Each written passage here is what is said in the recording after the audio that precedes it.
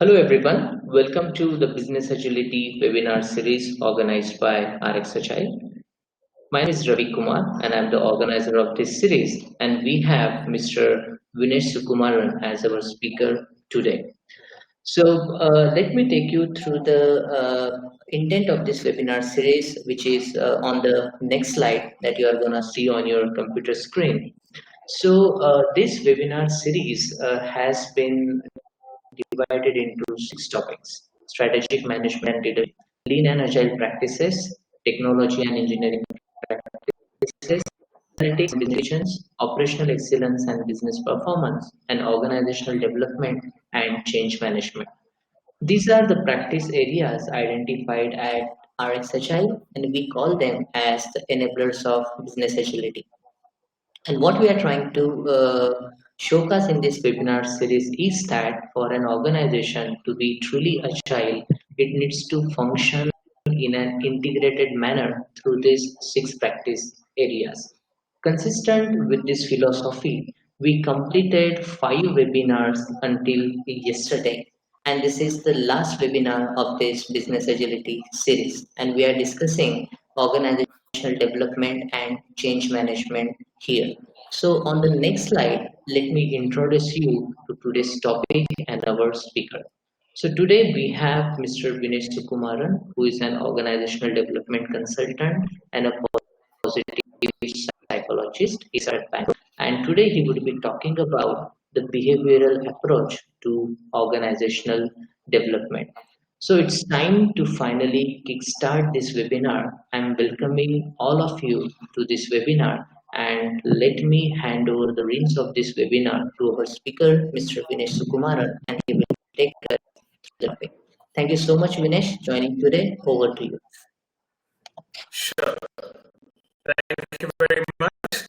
It's nice to be part of the session. So, as you know, that the session today is on the behavior approach or the behavioral approach to organizational development, and this is a very unique way of looking at the way an organization functions and looking at the way you can develop an organization as a consultant, as an owner of a company, or as somebody working in an organization, either as an HR head or an L&D person, sometimes even just as a manager, as a line manager.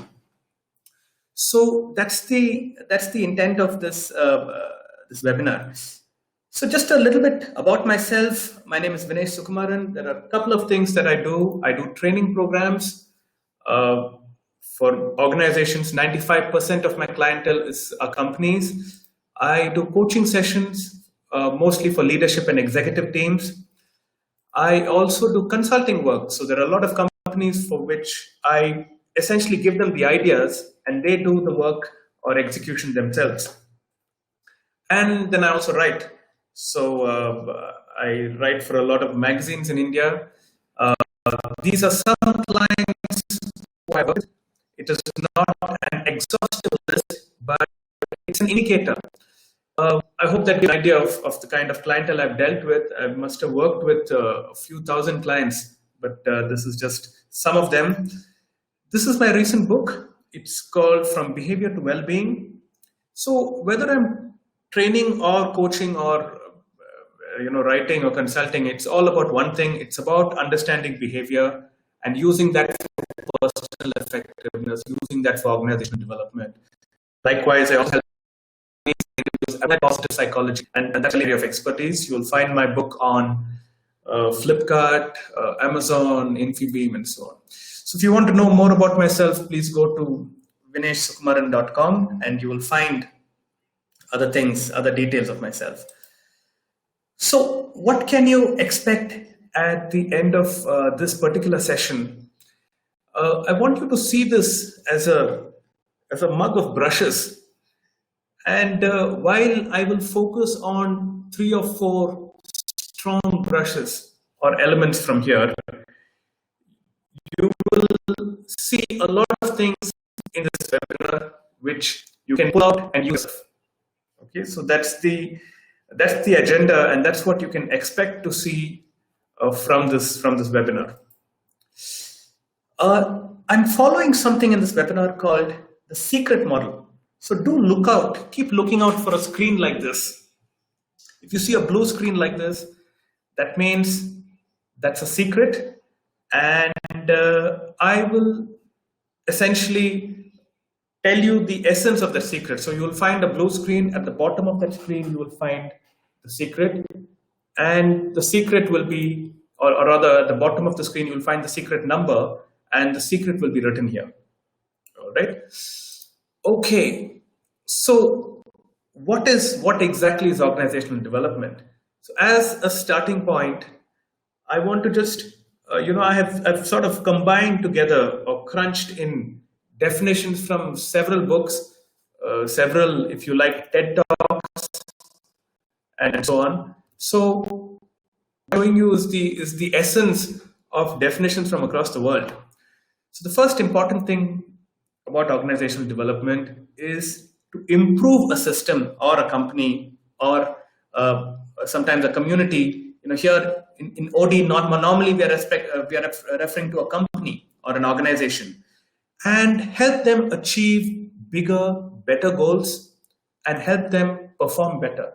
This is essentially what happens in OD or organizational development. So the key or the main objective of OD is to hit better and bigger goals and to ensure performance improves. This is the crux of it. And in order to do this, if you look at any definition of OD in the world, you will see that there are processes to improve. You will see that there are systems to enhance. You will see that there are structures to make better. Okay, on one side. So these are the inanimate parts of it. On the other hand, there are also the live, shall I say, the human side of it, which are the values. There is the people dimension, and of course, there is also the aspect of culture. Whether you use people, values, culture, or you use systems, processes, and structures, the idea is to improve the kind of goal achievement or the quality of goal achievement, and also to perform better. If you're able to do these two things, then I think successful OD or organizational development is happening. So just check. I hope you can hear me properly. Just give me a response, Ravi, if you can, or responding of participants, if you can hear me clearly. Yes, able to hear you very clearly. Go ahead, please. Excellent. So I'm just continuing. So one of the ways in which you can do this better, or if you want to follow the behavioral approach, what you're going to do is move these systems, processes, and structures into what I call system behavior. So it's also important for you to know behaves in a certain way. And if you know more about system behavior, do read this book. Okay, it's a popular book called Chaos, right? It's by James Gleick, and it's on system behavior. If you want to understand system behavior, that's a brilliant book for you to read. The other thing which you could do when you're looking at the behavioral approach is to reduce these things, people, values, and culture, into what I call as human behavior. All right. So if you take all the other things like processes, systems, and reduce it to what's called systems behavior, and if you take values, people, the people dimension, and reduce it to human behavior, this is what is the behavior approach to organizational development. Now, let me ask you this. Since we've been speaking about behavior, what does behavior mean to you? And I'd like you to put your responses on the chat screen. So I'm looking at the chat screen. So can you tell me what does behavior mean to you? And I'd like some of you to put up your responses here. Okay. So I see different responses here about what behavior is. But let me give you one strong way to look at it. Uh, a behavior is anything that anything you do is a behavior. So, for example, as a person, if you wake up early, that's a behavior. If you show up on time, that's a behavior. If you do things with high quality, irrespective of what's happening around you, that's a behavior. Okay.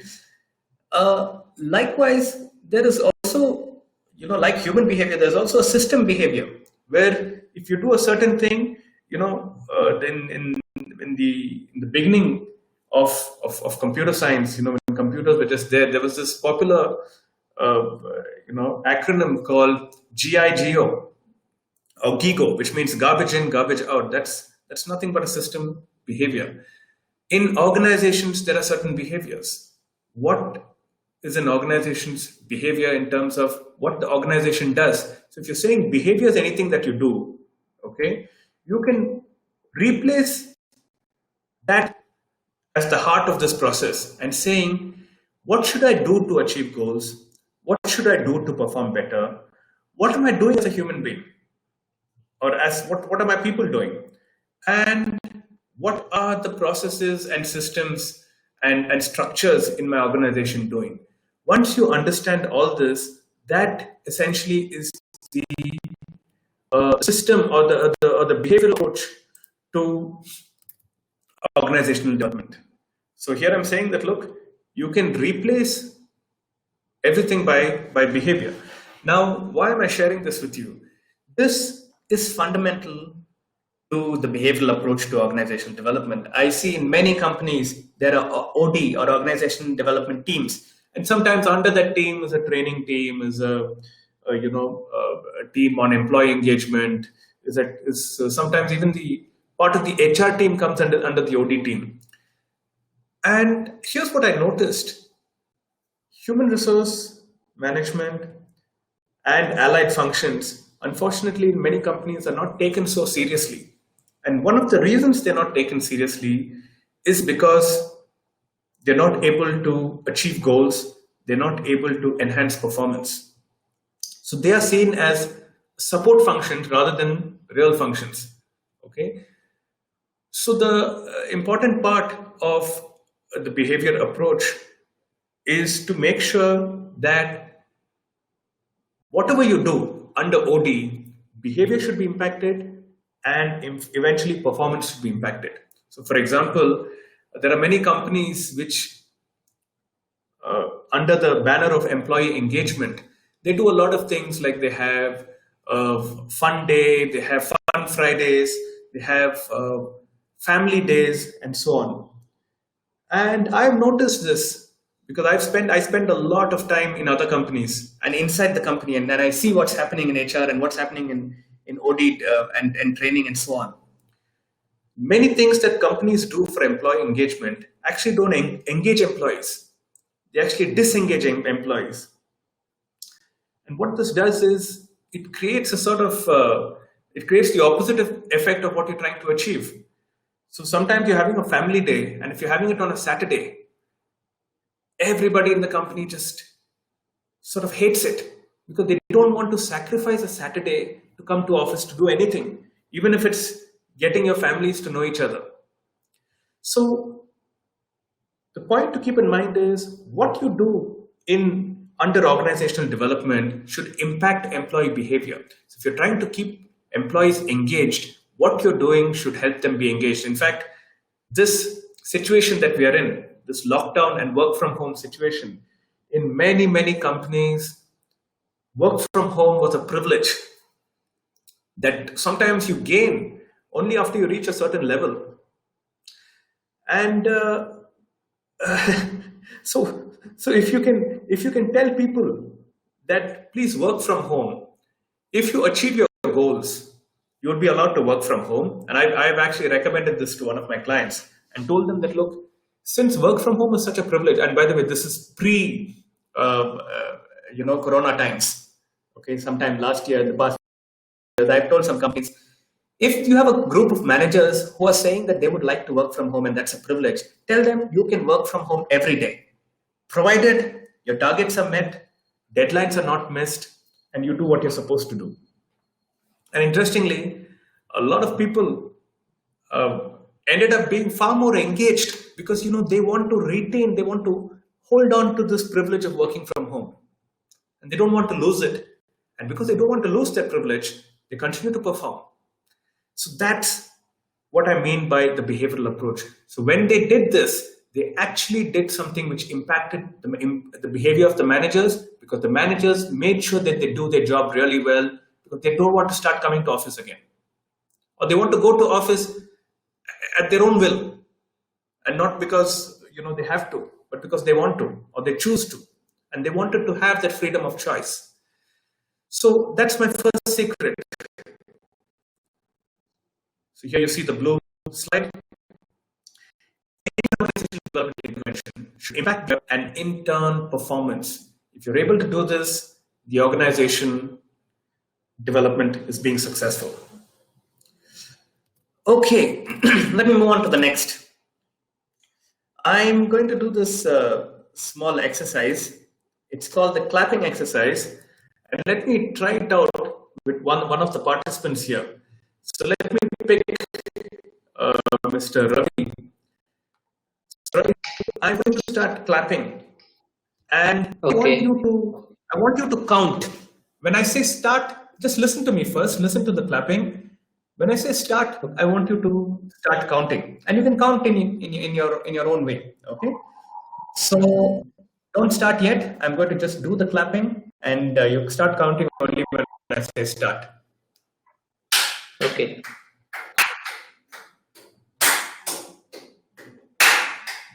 Start.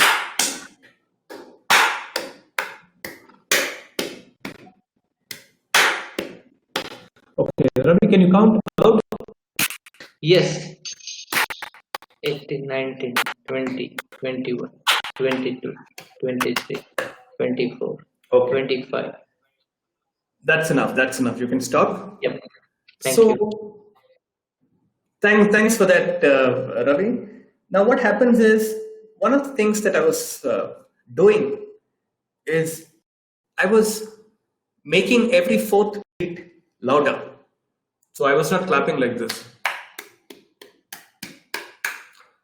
I was clapping like this. But this didn't stop somebody from counting the entire number of claps. No, really, the pattern that we understand. Fluctuations, small fluctuations up and down, is not going to interrupt that pattern. So this concept of patterns is very fundamental to behavior, and is extremely critical in producing the outcomes and meeting the goals, or ensuring the performance that you want to ensure.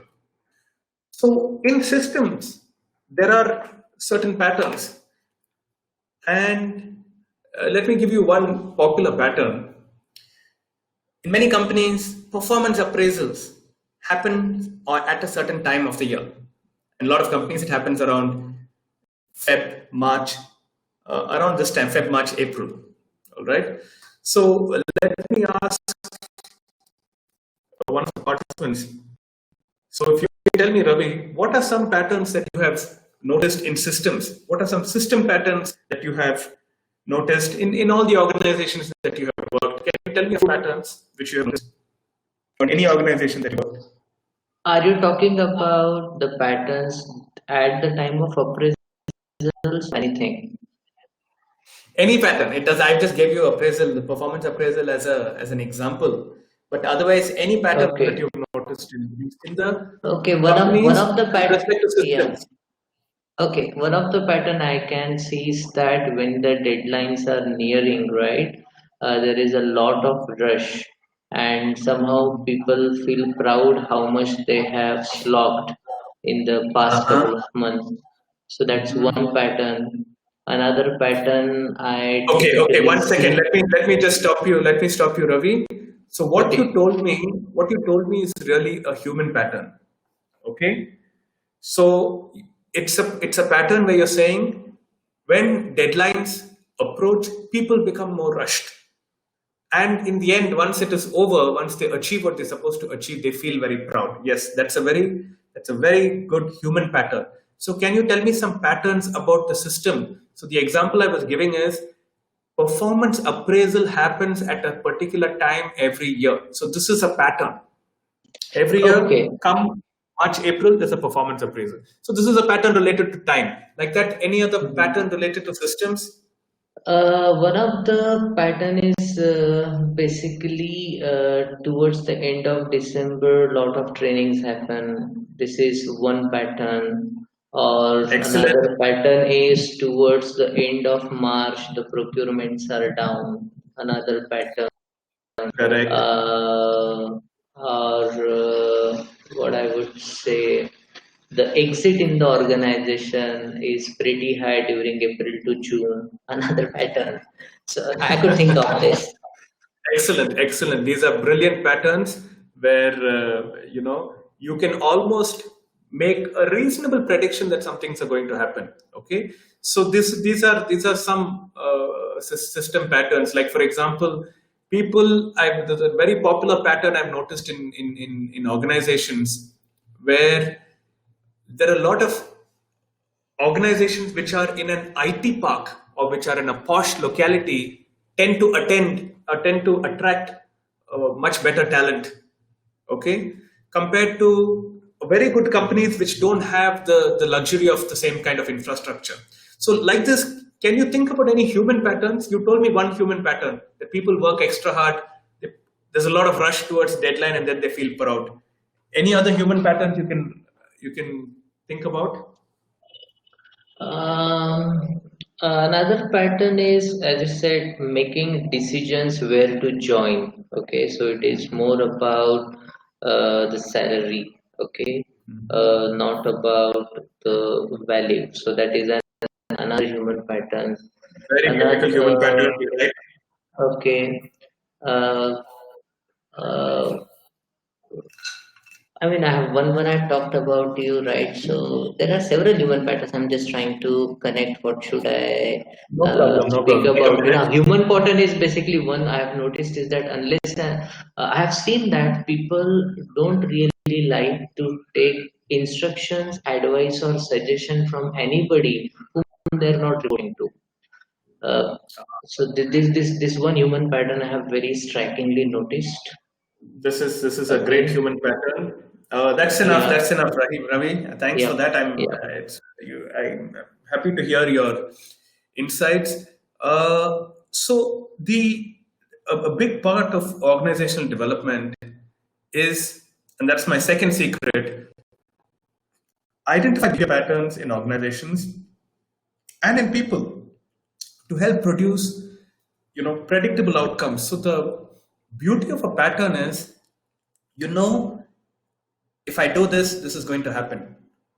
And that idea is extremely powerful, and that the aspect is extremely powerful in you being able to produce results through OD. And the behavior approach is, behavior is predictable. You know that if ice is heated, it will melt after a certain temperature. Ice melts, water boils 100 degrees. Okay, beyond 0 degrees, ice melts and becomes water. These are all predictable patterns. Likewise, in a company, there are certain very, very predictable patterns. There are many companies where there's a pattern that when the person puts down the papers and he's about to leave the company, suddenly his value goes up and he becomes the most important person in the company. There's another pattern related to leaving companies, which is, there are many companies where you cannot leave. You just cannot leave the company in good terms. Almost everybody leaves in bad terms. This is a pattern. So what am I saying here? What I'm really saying is, if you understand these patterns, you can work with it. So for example, if I know that every person who leaves my organization is feeling this, that the value was just seen, and they're saying this in two exit interviews. As an OD consultant, as an OD person, or in the interest of organizational development, I should make sure people's positives are highlighted while they're still working there, while they're committed, not when they're about a divorce. So this is the second big element or second secret, which is identify patterns in the company, identify also patterns in people. The big part of what you're trying to do through organizational development is to achieve excellence. You're trying to become really good at something, you're trying to achieve excellence in something. Okay?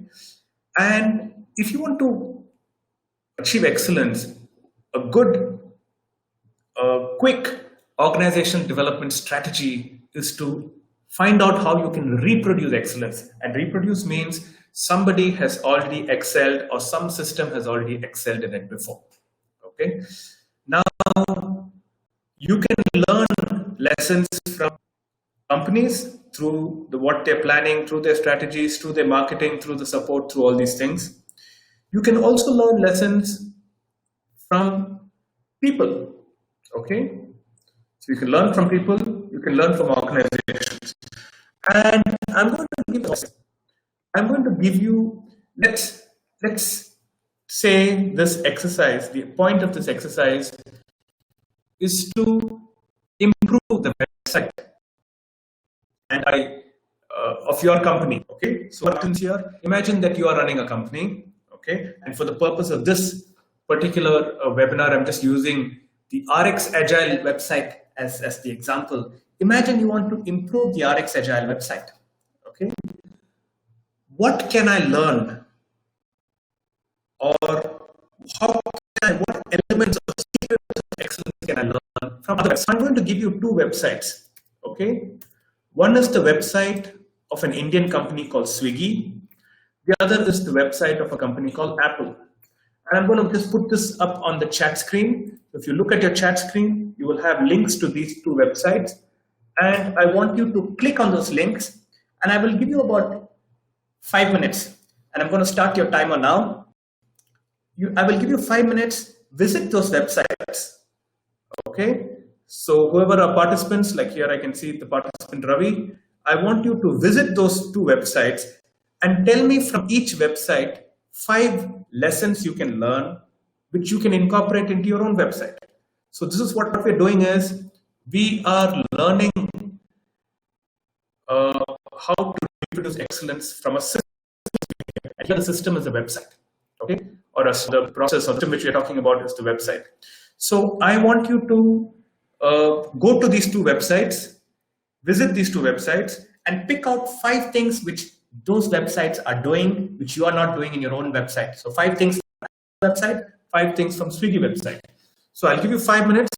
So Ravi, have you followed the exercise?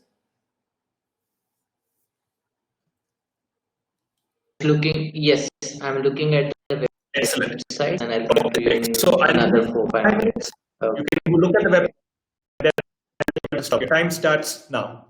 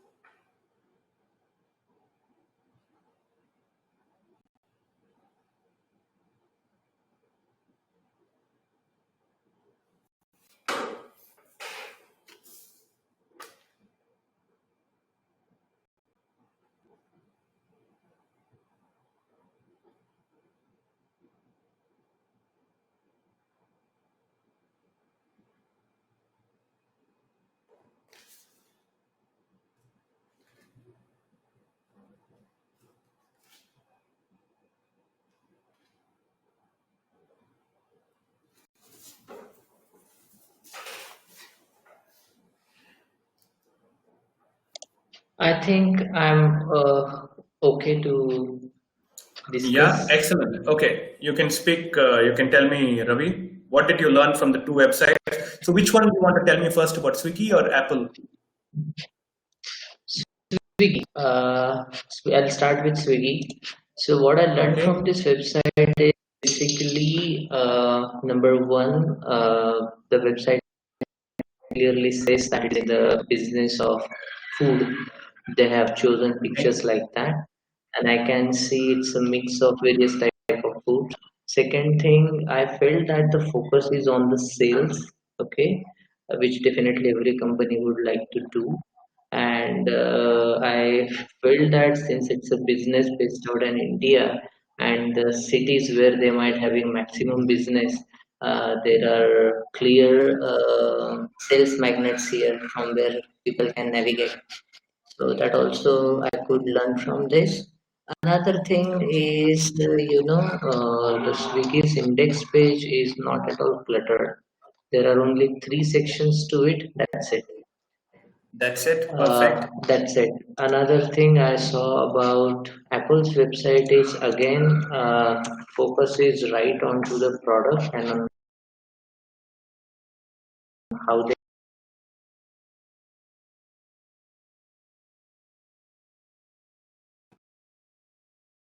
learn more about it, and second, if you want to buy it, right? So both pieces of information are given. I also learned from iPhone's website is that it is black and white. Perhaps they have kept the consistency with their branding. So Mm. this is what I could learn from these two websites. Okay, excellent. So that's the. Thanks for that. I hope you got some clues for your own website from that, Ravi. And Yes, I did. Yes, I did. that's great. So this is exactly what you mean by understanding a system's behavior and reproducing excellence. So Apple has already made an excellent website. Swiggy's made an excellent website. You're just learning the lessons from there and reproducing it. Now, let me take a minute to talk about learning people. And there's a lot, any book on self-help is about reproducing excellence. What are they saying? They're saying that time management, this person did this company did this, you do the same thing, you can also manage time. Why are people interested to read biographies of Bruce Lee or some athlete or some popular politician or Bill Clinton or Abraham Lincoln or Mahatma Gandhi? What they're trying to do is they're trying to learn what is it that the person did that made him who he was, and can I pick those things and do them in my own life? So at the end of the day, like I said, a behavior is anything that you do. Anything you do is a behavior.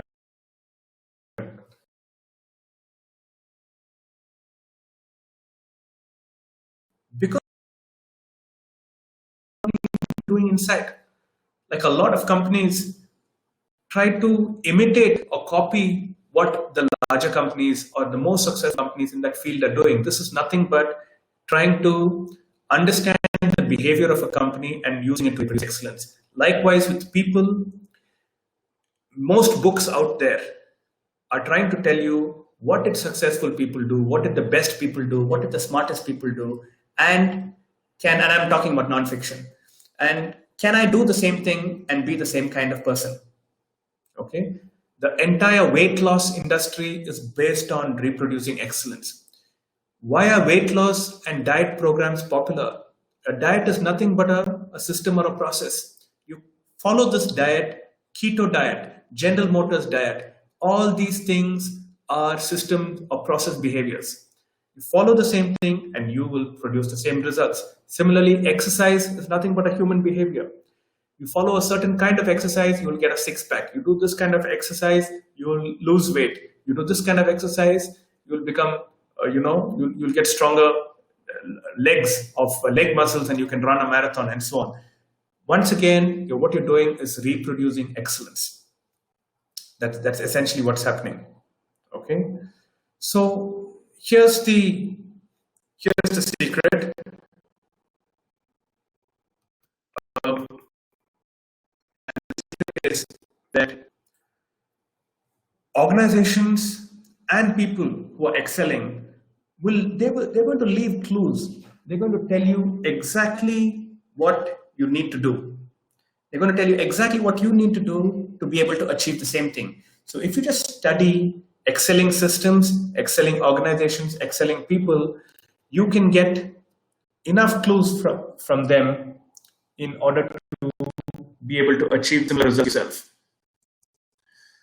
Okay, so let me move ahead to the last part of the session, which is about value alignment.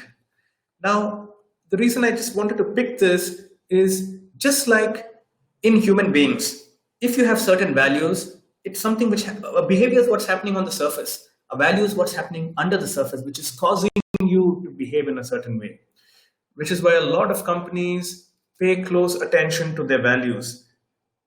Now, let me ask, likewise, even an organization, a value is what's inside, internal to the company, and therefore it behaves or produces certain results. Let me ask you, what are some organizational values that you are aware of? So, just tell me any organization. You don't have to name the organization, but just tell me what are some values that you heard about in companies. Names For instance, transparency has been the one. Yes, then Another value is basically commitment to innovations. okay, No matter that's what fine. happens, we will Fine. keep innovating. Yeah. That's fine. Let me stop there. So, likewise, okay, uh, uh, what are some individual values that you have come across? So, let me ask you, Ravi, what are some, tell me two things that you really value. Forget about companies, forget about RX Agile, forget about anything. Tell me two things that you value in life. Okay, about me is being truthful. This is one. And second is never to hurt anybody, no matter what they Okay. even it comes at my own or I'm at loss. Okay, great. So never hurt anybody, no matter what, and being truthful. Excellent. So now uh, this is your individual value. Imagine you're working for a company where they say, like, I have a client, and I'm not going to name them. One of their values is achieve results at any cost. Okay, and that is one of the values. They have some other things, but this one value of achieving results at any cost. And if you work for a company like that, and for you it's important to be truthful, and for you it's important to be not hurt anybody at any cost, it might be difficult for you to work in a company like that because that company is very, very sales and numbers driven. Yes, I can Everything is sense based on that. numbers. Yeah. Everything is about sales, everything is about numbers. So, an important dimension, or my fourth and last secret for today is if your organization and everyone in it value the same set of things. In fact, this is a good exercise. If you have a company with three partners, each partner can write down the top 10 things that they value separately without discussion with each other. They can write down the top 10 things that they value and share it, put it up on a common WhatsApp group or a group. You will see, lot of the potential problems that could come up later for a company like this will be out in the open. Because if you have one person who values results, sales, numbers, achievement, growth, just the top five. Another person who values honesty, peace of mind, happiness, doing what you love, and providing value. Now you'll see that these three people are calling themselves partners, but they may be completely different or they may be completely similar. And if the values are very much similar, that's great news. So if your organization and everybody in it, they value the same set of things, that's a great way to achieve results, to impact behavior, and to meet goals. So to do a recap, Firstly, any organizational development intervention should impact behavior and therefore performance. Otherwise, what you're doing is just you're just doing some things, it's not working. Second, look at patterns. Patterns are extremely powerful. System patterns as well as human patterns, behavior patterns. And these can be used to produce the results you want. Thirdly, people who excel and companies which excel and systems or sometimes even a department which excels. You can study a successful department in a company and reproduce their behavior in the rest of the organization to produce similar results. And lastly, values drive a person's behavior and values drive an organization's behavior. If they are aligned, if you are aligned to your organization's behavior in terms of values, right, will just become an automatic thing for you. Results will become an automatic thing for you to do. So folks, that's what I have to say. If you have any questions, I'm happy to answer them. So with Vinesh, let me follow through the question log so that you are not digress. And as the questions are popping up, I will present it to you so that you can take up them one by one. Sure. One question has come up from a participant, Swati, and she's asking, you can, you may not be able to see the chart question log. It is with me. Okay. Sure. So yeah, so because so that question says that how do we ensure that we get right people aligned to organizations' values when there is a pressure of mass hiring? True. So let me share the example of work which I've done with companies like Infosys, Cognizant, also some of the companies of the Tata Group. One of the things that these companies sort of became good at, or they worked really hard to strive to achieve, is making sure that in a short process, which is called the interview, you're able to identify some things which really matter to you as an organization. And this is what, so you're somewhere in the interview or during the interview, you should be checking for values, you should be checking for the competencies that matter to your organization. And yes, it is a challenge to do this in the short period of time. There is a possibility of somebody coming extremely well prepared and being able to present himself or herself like they are the right person. Sometimes there are other issues in terms of somebody who's extremely well spoken might just talk their way through the interview and so on. But eventually, values need to be checked for in the interview, and past behavior. That's what happens in a process called BEI, or behavioral event interviewing. Past behavior should be checked for in the interview. And it is not whether I promise that I will achieve a certain goal. The question is, have you done this in the past, and where have you done it? And did you do it out of choice, or were you just pushed to do it and you hated it? So these sort of things, if you're trained, if the recruitment team is trained enough and rigorously to be able to do this in 30 minutes or 25 minutes, that would be a great starting point to get people whose values are naturally aligned to your company's values. Because it's a tough mission to get a group of people who are moving in the opposite direction and make them believe what the company believes in. The easiest thing to do, and I'm a big fan of starting with recruitment and saying, let's first take people who would naturally fit in, instead of taking people who are, misfits. Yes, any other questions?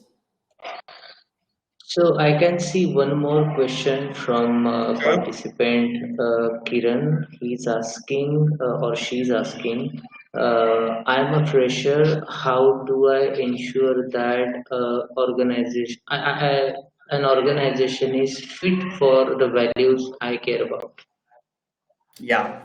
So this is a good exercise. And sometime last year, there was a company which is based out of Bangalore. They were into the recruitment business, and their job was to provide candidates to companies.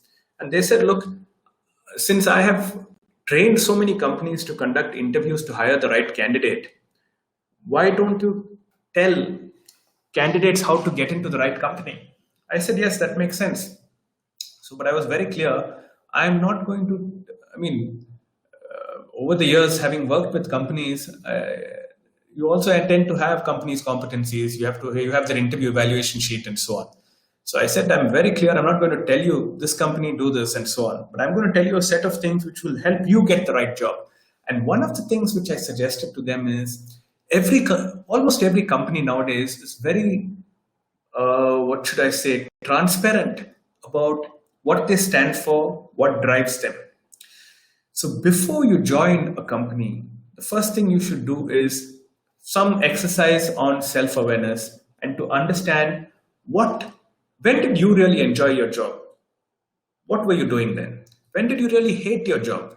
And if you're a fresher, of course, you have no option of thinking about a job, but you can just, this is what I believe, people who have done certain things in college, they will do the same things in office. The reason a person from a premier institute will get a higher salary is because they're saying if you're smart enough to study in this institute, you will show the same smartness at work. So just like that, think about your life in college. Think about the times you enjoyed work. What did you enjoy about it? Think about the times that you hated your work in college and what did you hate about it. And that will give you useful clues as to what you might like and what you might hate. Also, the exercise on values, which I did earlier in this webinar, think about what are 5 or 10 things that you value. Go to the company website and see if those values even figure somewhere there. So if you really value trust, and if you want to be trustworthy and you want other people to trust you as well, and you want to trust other people, see if trust is one of the values of the company. And you will come across some companies which have, if you have 7 out of the 10 things that you value, you see it in the company, I think that's a great fit. The second and important thing which I want to highlight here is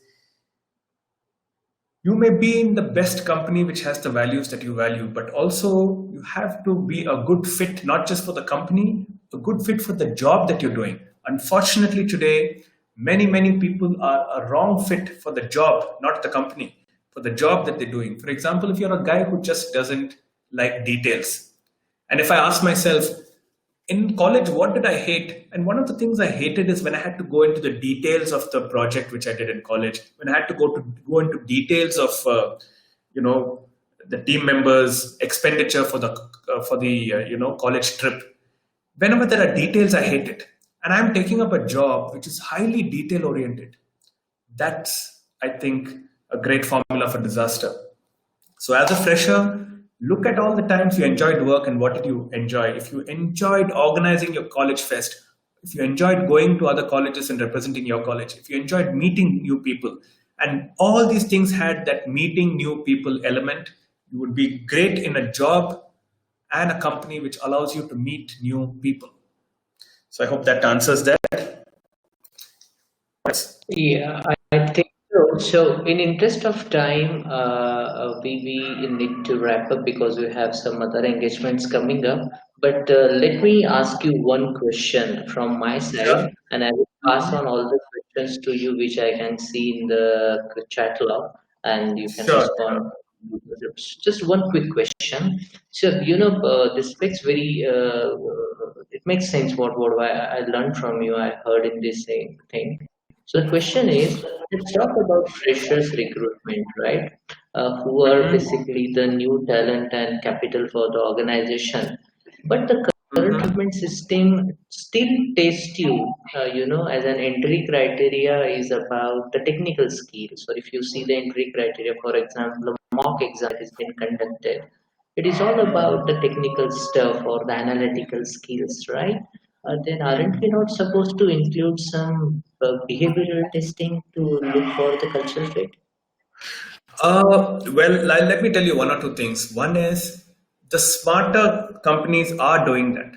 So even as a fresher, they are checking for behavioral parameters. Okay. So it is not just technical. So they're using technical as a shortlisting method. Eventually, they're selecting you to, what you say, to check you for certain values or certain competencies which are important for the company. Why do they do this? They're doing this because it's much easier for me to give you a technical written test and eliminate you. It's much easier for me to ask you 20 ready-made technical questions and eliminate you. Okay, or to give you a simulation, call 100 people, do a simulation and eliminate 95 people, choose only 5, and these 5 people I can conduct a proper interview to check whether they have the right values, have the right competencies, because checking competencies and values will take much longer. But having said that, many companies are not doing it, and it would be a smart idea to do it, though in the entry level you might not see it much, because this is the thinking. If you look at a certain IT company and they're saying, what was this guy going to do? He's going to code. He's going to code in this particular programming language. All I need to do is for him to be able to code. His interaction with other teammates is going to be limited. And if he should be able to speak English, he should be able to tell me what he coded. So I will interview him, ask him deep dive into the coding, and ask him if he can explain that to me in English. He's selected. So there is, that's a good mass way of doing it. But if you ask me, if you're trying to build a company culture of a certain kind and so on, you should definitely look, along with technical competencies, also at the values, the non-technical behavioral competencies. Okay, that answers my question, Vinesh, and this conversation can take up several other iteration, but I think that should be a one-on-one with you in free time. Sure. So, just to conclude today's webinar, I must thank you for taking up the time and providing insights on the behavioral patterns. It was really useful, and I'm sure that the participants also must have learned from the insights you have provided. So we would be looking forward to hear more from you in the upcoming Business Agility webinar series. So again, thanking you, Vinesh, and I should also be extending my, thanks to all the participants who joined today. So with that Sure. note, let's conclude. And Thank you very much. yeah, thank you. Thank you. Thanks for having me over. I enjoyed doing this webinar, and I hope we'll do more things together in future. Thank you very much. Yeah. Yes. Bye. Bye-bye.